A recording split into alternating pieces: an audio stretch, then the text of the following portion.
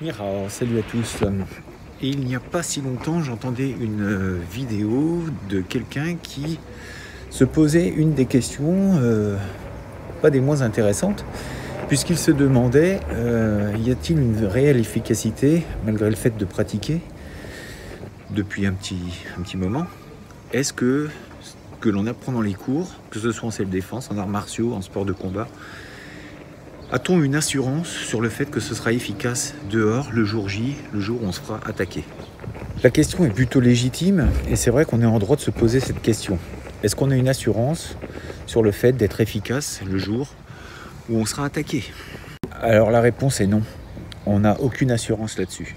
Mais en tout cas, le fait d'aller tous les jours s'entraîner, ça c'est une assurance que ça se passera plus ou moins bien. Mais disons que c'est toujours mieux que rien. Forcément, si vous avez une pratique traditionnelle, qu'elle soit sportive ou donc avec les compétitions, si vous passez une partie de ce temps dans les cours à des mises en situation où la personne qui doit se défendre ne sait pas du tout ce qui va se passer, alors forcément le jour où il se passera quelque chose, on a une petite chance que ça se passe mieux. On n'a aucune certitude que ça se passe bien et que l'on gagne un combat dehors. Parce qu'il faut aussi s'entraîner à un contre plusieurs. Donc le fait de s'entraîner à un contre plusieurs, déjà, on va s'approcher d'une certaine réalité. Et encore. Pourquoi et encore? Parce que dans ce dojo, vous connaissez les gens avec qui vous allez être agressé. Donc du coup, vous avez beaucoup moins de peur. Vous avez moins d'appréhension parce que vous connaissez les gens. Et puis en plus, vous êtes sur un terrain connu. Vous êtes dans votre dojo avec des gens qui pratiquent la même chose que vous. Donc du coup, vous êtes quand même plus rassuré que dans un environnement inconnu. Et puis en plus, il y a le coup de la surprise. Donc il y a des petits trucs pour éventuellement se mettre en condition. C'est que déjà, essayez de vous pousser au maximum au niveau de la condition physique pour être vraiment fatigué, pour avoir le souffle court. Et ensuite, tout de suite, une fois que vous êtes vraiment fatigué, une fois que vous avez votre souffle qui est en recherche, où vous avez vraiment du mal à respirer, alors à ce moment-là, mettez en place une situation tout de suite où vous allez être attaqué par 2, 3 ou 4 personnes qui commencent à vous parler et qui commencent à vous attaquer. Mais en tout cas, il faut que ce soit des choses qui ne soient pas prévues. Et là, vous travaillez sur votre instinct pour essayer de vous en sortir.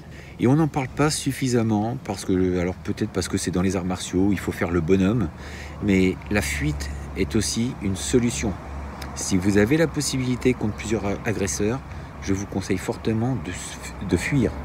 Les techniques que l'on apprend, c'est dans le meilleur des mondes. Si au cas où il se passe quelque chose, on peut répondre avec les techniques que l'on a apprises. Le problème, c'est qu'on ne vit pas dans un monde parfait et que au moment où ça se passe, il faut absolument que l'on sorte les techniques que l'on a apprises.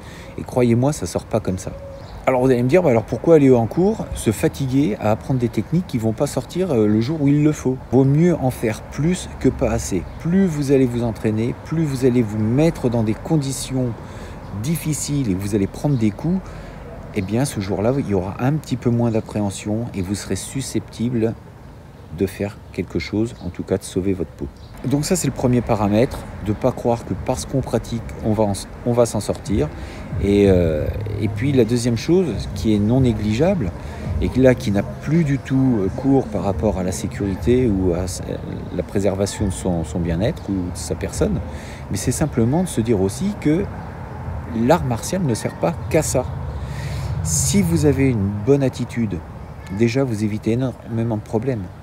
Si vous savez vous comporter en société, les gens vont vous respecter. Et donc, les problèmes, déjà, vous les amoindrissez. Donc, pour répondre aussi à la question de ce monsieur, de ce jeune homme, qui disait, est-ce qu'il y a vraiment un intérêt à les pratiquer? Ben oui, non seulement pour apprendre à se défendre en partie, mais ce ne sera pas le plus gros de la solution. C'est pas ce qui va vous sortir, vous donner une garantie de survie. Mais en tout cas, ça va vous donner aussi une garantie de savoir vous contrôler en société, de savoir vous adapter à toute situation, et pas forcément que physique ou agression. Donc oui, l'art martial peut servir s'il est bien pratiqué, si vous vous donnez les moyens, et bien ensuite, c'est bien de faire des formes, des Tao, des choses comme ça travaille le corps, mais ensuite il faut à un moment mettre les gants, et parfois même sans les gants et sans protection, simplement un protège-dents, et de voir un petit peu ce que ça donne avec plusieurs personnes. Alors je dis effectivement ça ne passe qu'avec les anciens, qu'avec des gens qui savent à peu près contrôler quand même l'impact des coups, parce que c'est sûr que si vous commencez à prendre que des coups de poing dans le visage à 3 ou 4 personnes, le combat va vite s'arrêter, et c'est là où on se rend compte que face à plusieurs personnes, eh bien c'est très difficile de s'en sortir, mais pas impossible. Dans une de mes vidéos précédentes, je parlais de la vision. Donc la vision va vraiment aussi servir dans l'agression de dehors, parce que vous allez vous servir aussi de l'environnement. Et ça, on en parle très peu aussi dans les cours, parce qu'on travaille sur un tatami où il n'y a rien, il y a simplement un tatami, et on va travailler sur un environnement qui est toujours le même. Par contre, essayez avec vos élèves, si vous êtes professeur, d'aller en forêt, d'aller sur des endroits que où vous n'avez jamais été. Ça peut être à la plage, ça peut être dans les montagnes, ça peut être dans la forêt, dans la rue. Vous faites ça là ou dans des endroits où il n'y a pas trop de monde, et de vous servir et de l'environnement, se servir d'un arbre. J'avais fait ça dans une des vidéos également, dans une vidéo qui s'appelle le Dojo du guerrier, je ne sais plus quel numéro, mais en tout cas où on se sert de la forêt pour combattre. Et encore une fois, la fuite fait partie aussi de la stratégie. Parce que je vous rappelle quand même une chose, c'est qu'il faut s'en sortir. C'est quand même bien le but premier. Donc pour résumer, oui, l'art martial peut apporter énormément de choses. On peut effectivement s'en sortir, mais pour ça, eh bien, il va falloir peiner, souffrir, accepter de souffrir, accepter aussi de saigner. Parce que même dans l'entraînement, si on commence à être dans des degrés un petit peu plus impactants, et bien forcément il va y avoir des coups. Donc une petite fiole d'hélicryse et de lavande ou de cyste, ça peut être pas mal non plus pour contrer un petit peu tous ces petits coups et tous ces petits traumas que l'on peut avoir lors d'un cours entre anciens. Je préconise pas ça, bien sûr, avec des débutants, surtout au début, ou alors bien protégés, et puis le faire avec respect, bien entendu. J'espère avoir donné pas mal d'explications concernant mon point de vue. Encore une fois, c'est personnel, c'est ce que je pense. Oui, l'art martial, c'est quelque chose de formidable qui apporte énormément de choses sur beaucoup de plans. Et puis, écoutez, bonne pratique. Allez autour de chez vous si vous ne pratiquez pas, parce qu'il est important de savoir se préserver, de protéger son intégrité physique et morale.